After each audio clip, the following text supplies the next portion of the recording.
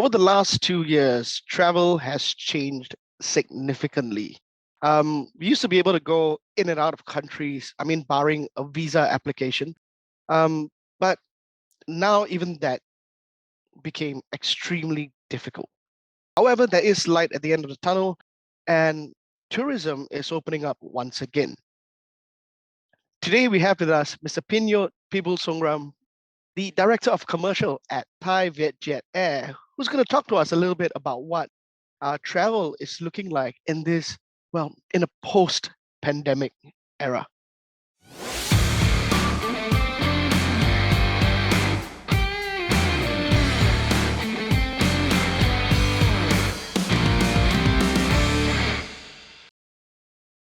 Hello, everyone. Hi, Mr. Pinyot. Thank you Hi, for Sid. joining us. My pleasure. My pleasure.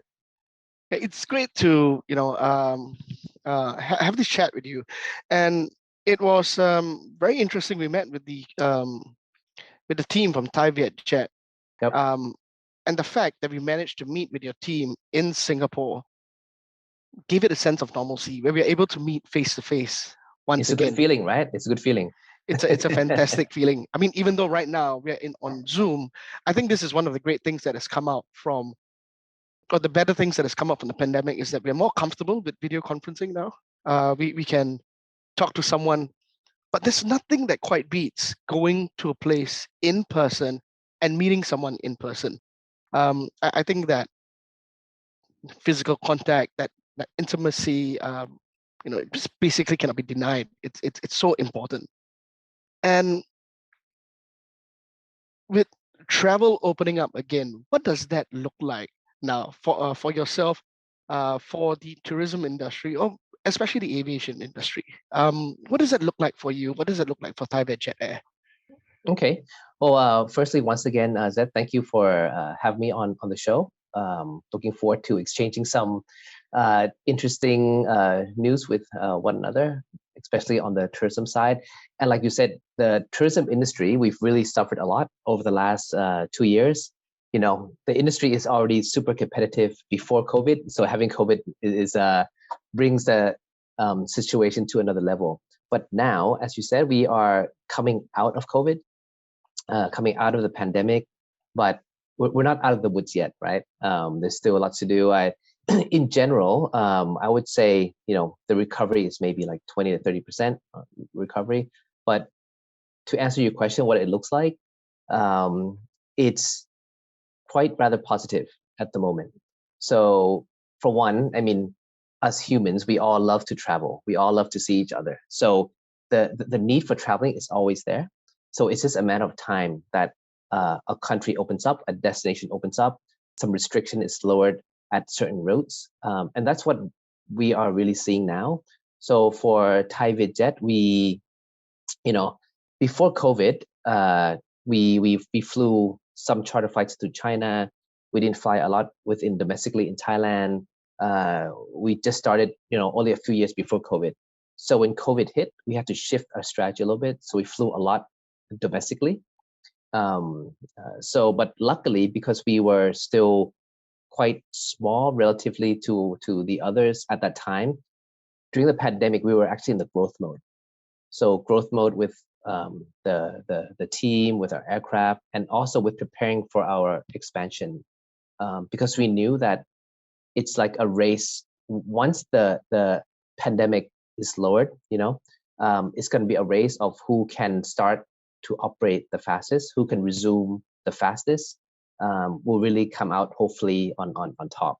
So with that mindset, it's where we have that mindset in preparation, so that the time which is now, as the countries open up, Thai Vietjet, we quickly jump into many of the markets. Singapore being one, Cambodia, obviously Vietnam open up. So you will see as countries open up, airlines will jump in, because airlines, one of the things is we have aircraft, and aircraft needs to fly, right? We cannot park them. So this is the number one thing that you will see for sure.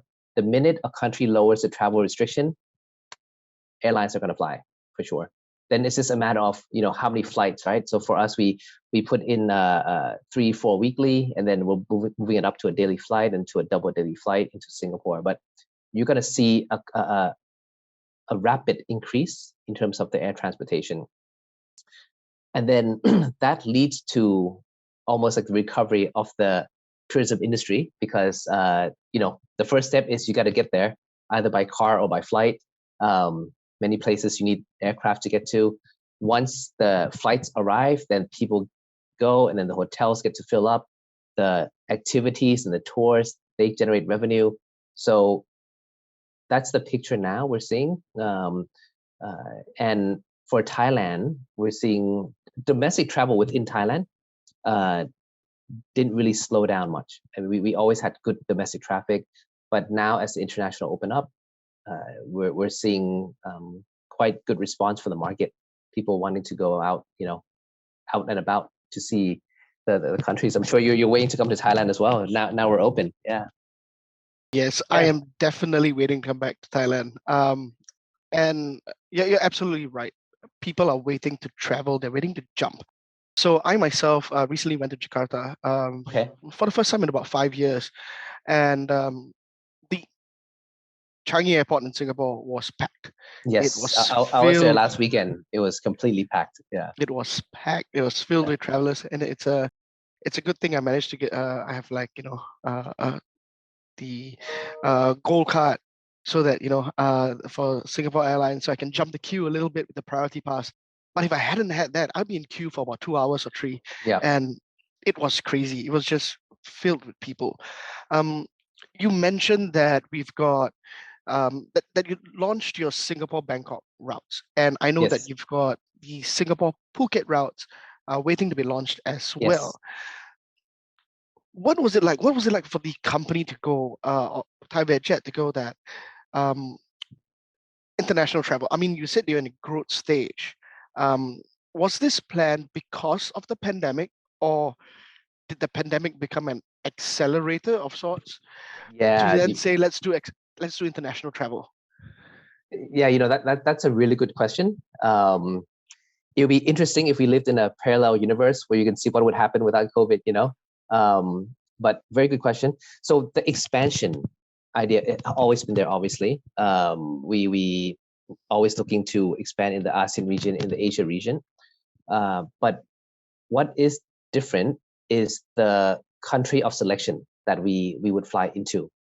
So before a little bit of aviation jargon. So before the COVID, right, really busy airports, we have what we call slots, right? So for the airlines need to apply for the slots to be able to land and take off at that particular airport.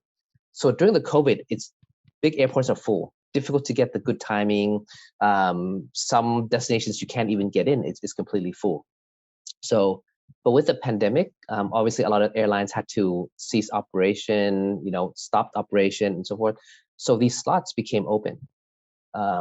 And that's where we saw the opportunity to jump into some of these markets where, to be honest, without COVID, maybe we would not be able to jump in at that time at all.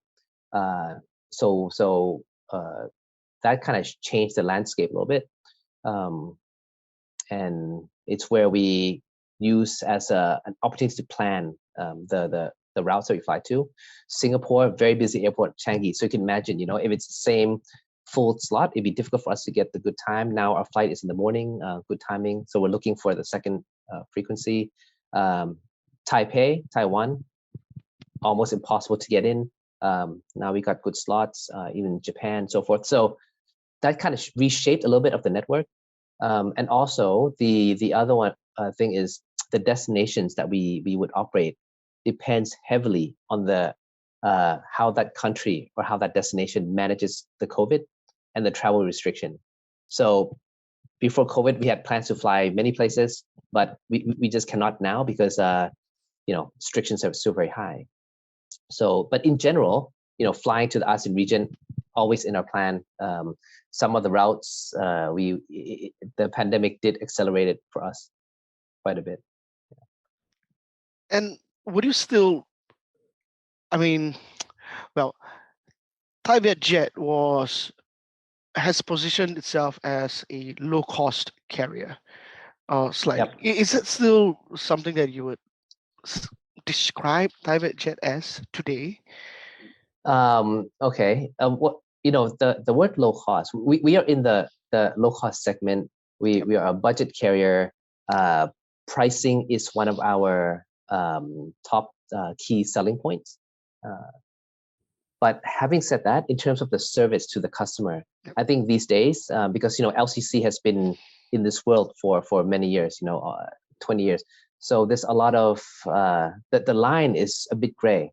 The traditional like full service and low cost. The line is not so clear anymore, and it's that spectrum in the middle where you want to find, your position that you can get one on top of the competitor. Obviously service level is one, because when you book on an LCC, you don't really expect much service, right? Just perception wise. So anywhere where we can add the service at a marginal cost or at no cost, or even sometimes we offer the service but the customer pays for it a little bit, and it's value to them, we end up going to that as well. Actually, the word low cost is actually a way to manage your costs. It's not about cutting costs. Low cost is not about cutting costs. It's actually about efficiency. How can you use your asset to the fullest, to the optimal point? All businesses should run with a low cost mentality. Yeah. But unfortunately, with the name, people think low cost means you cut the cost. But for us, it's, for example, I give you a quick example. To lower the cost of the airplane, one way is obviously to negotiate so that we pay less for the aircraft. That's one way. But the other way in aviation is we fly the plane more, so that the cost per hour or per minute is lower. So as you can see, it's not just about cutting the cost; it's about like the efficiency and the utilization. But now we're getting a bit too detailed in the airline economics. So come back to the service. Basically, people are human. To be honest, even if you charge a very low fare, people expect a bit of a smile. People expect some common sense in the service. You cannot just say like, hey, you got a cheap flight. Don't expect much from the service. They're just gonna post it on their social media. So a lot of things that we do, we actually do offer the service. And in terms of the market, there's many segments. Even top management and well-off individuals, they fly low cost now these days. Because it's not like, okay, I have money, so I throw it around. It's about the value of money. If I'm only on a 1 hour, 2 hour flight, I'll save on the flight, but I'll spend, thousands of dollars on the hotel nights. It's okay, but I'll spend, $9 on a flight. Yeah. So we do need to have that difference. Yeah, I mean that's very practical, and I mean over the last few years, I would say 5 or 6 years, I've been quite privileged and lucky to have had a lot of travel, and through that, I've also been on quite a few airlines. I've not been on Thai Vietjet You have to. yet. So officially, let me invite you. All right. So on your next trip, please contact Thank our you. team. Yeah. Yeah, You truly have to appreciate it. try our service. Yeah. Yeah, but what I was going to say was that service, even on if you talk about a full service carrier, premium carrier, it's come to a point sometimes that we don't even expect the smile or the service anymore because it's non-existent. And there's some, I'm not going to mention any names, there's some airlines that are well known for not providing good service. And I mean, you just need to do a search and you'll get the reviews out there. And these are full Yep. premium carriers. Yep. What? But I've heard that Thai Vietjet has does take service in a very unique way. So what would say myself now as a customer, as a passenger, um, what kind of service, what kind of experience would I typically expect? Say if I was flying even a short trip from Singapore to Bangkok. Okay. So let's talk about the standard trip. You're on a economy. We have we have the economy seats. We have what we call the sky boss, which is a bit more of the premium service. I'll share with you a little bit about that. But one thing that that you can experience is on the human touch and on the human side. So for example, in flight, you can expect a very friendly crew that has a professional feel. And this is because, one of our value is fun and friendly. So we try to keep the atmosphere and everything more lively, more fun. And that you could see that being expressed from our staff. I think the other one too is a little bit from a sense of pride from the staff, because as an airline, we jumped from the 4th to 5th player to now the number 1 to number 2 in Thailand, also in the Southeast Asia region. So the staff feel that, and they have a bit of pride in the service. But yeah, one of our key value is friendly and fun. So you see that for sure. But if you are the management traveling, the VIP, we have a service that we call Skyboss. So this is something that surprises a lot of people being an LCC. So Skyboss is like your high-end service. So we have like a private van that picks you up from the gate and drops you off at the aircraft. If the aircraft is not parked on the bridge, you have all the priority check-in, priority boarding, you have the free meal on the plane, you have the weight, the luggage, you can carry on more. So, and it's a very personable experience. So those are the 2 different types of service that you can expect from us. I'm trying to put more of the technology into the customer journey. So, the online check-in, the bookings, the management of your bookings, we're trying to improve on that. A lot of things we could do still. I'm not saying that we are there yet. There's a lot that can be done, and technology is always changing all the time. But I think in the future, you can see a bit more of the tech coming in to helping with the customer experience. Yeah. But for sure, one thing that really stands out is our crew. We actually won the most friendliest cabin crew last year. That's great to hear, and congratulations on being at that number 1, number 2 level. It's definitely Thank you. It's no mean feat, right? I mean, it's no small feat actually. You mentioned Taipei, you mentioned Japan, you mentioned Singapore, Vietnam, Singapore, Vietnam, Phuket, Cambodia. Yeah. Where's next? Where's next for Thai Vietjet? Where can you mention where you've set your targets on to be the next big place that you'd like to open? For sure. So the places that you mentioned just now. So the next step would be to increase the frequency on those. So from 1 per day, we're looking at 2 to 3 per day. There's 2 big markets that's out there. One is open fully, one is yet to be open, and that's India and China. So our next market will be India. We'll be launching a route quite soon. Unfortunately, I cannot say in this podcast at the moment. But if you ask me next week, I think I can tell you next week. Oh, that's nice. It's quite soon. Okay. It's quite soon. Yeah. We're gonna launch within 10 days. So we're gonna launch that India, and then obviously, I think everyone is waiting for China to open.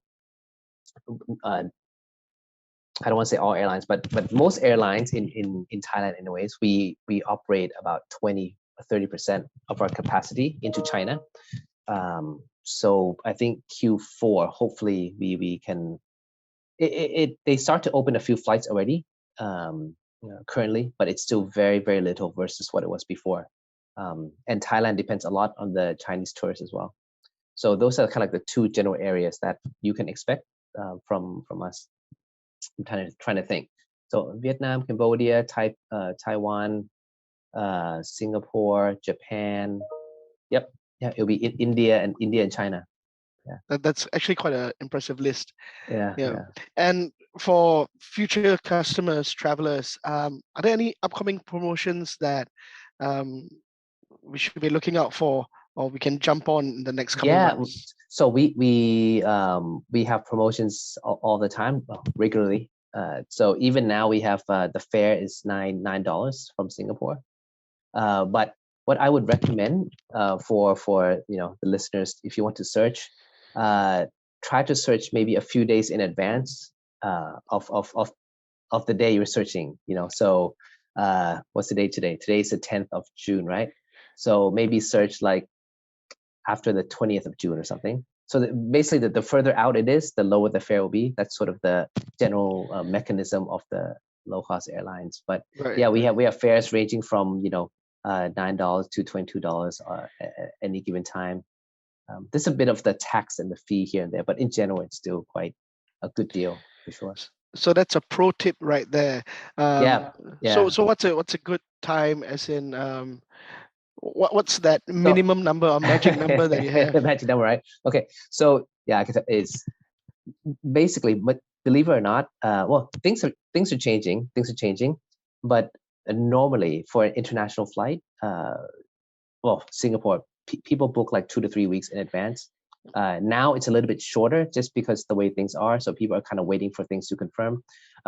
So the theory is, not the theory, the concept is, if you book before that booking window, that's where you're going to find the promotion fares. So I would suggest, 3 to 4 weeks ahead of time, you can find good ones. Yeah.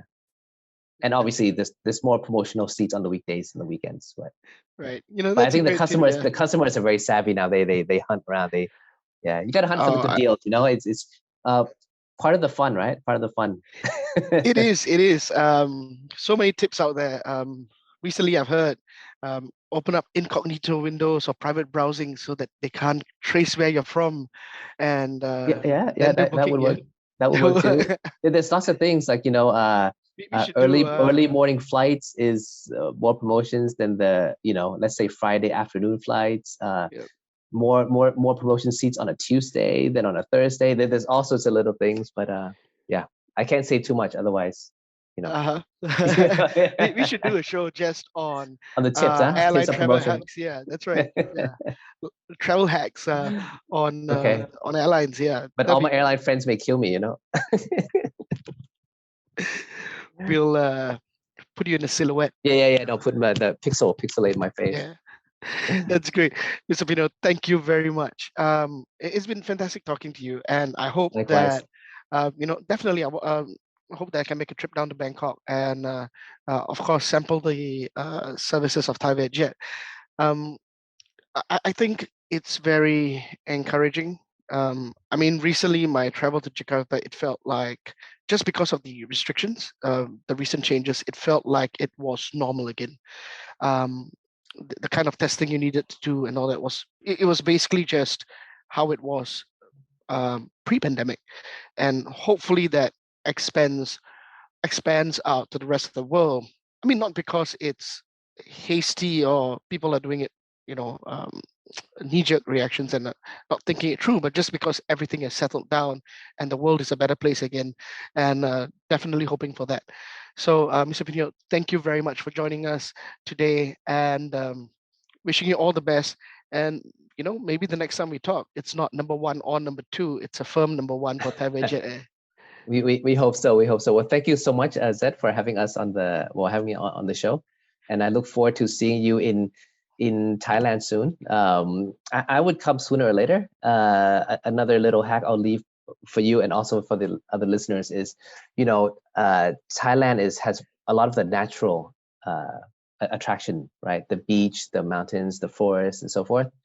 And all that has recovered over the last 2 years without the tourists, right? So you can imagine that nature has revived itself.